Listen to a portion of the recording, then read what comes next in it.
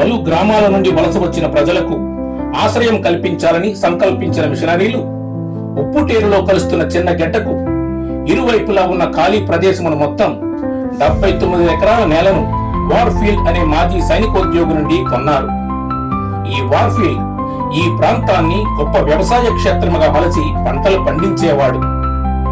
వలస ప్రజల భవిష్యత్ అవసరాల రీత్యా మరింత భూమి అవసరం అని గమనించిన టిస్సో మెత్రానులు అప్పటి ప్రభుత్వంతో సంప్రదింపులు జరిపి 1000 ఎకరాల ఉప్పుటేరు ప్రాంతం మొత్తం కొనుగోలు చేశారు.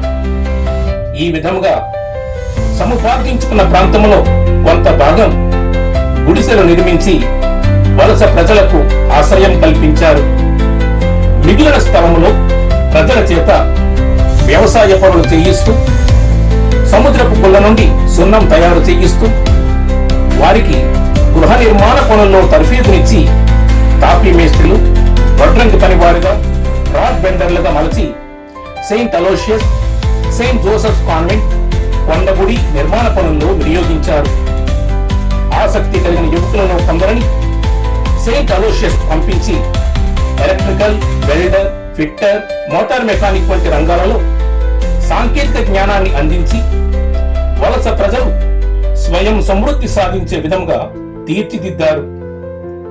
ఫ్రెంచ్ మిషనరీల కఠోర శ్రమకు, దీక్ష దక్షతలకు నిదర్శనమే జ్ఞానాపుర జనాభివృద్ధి.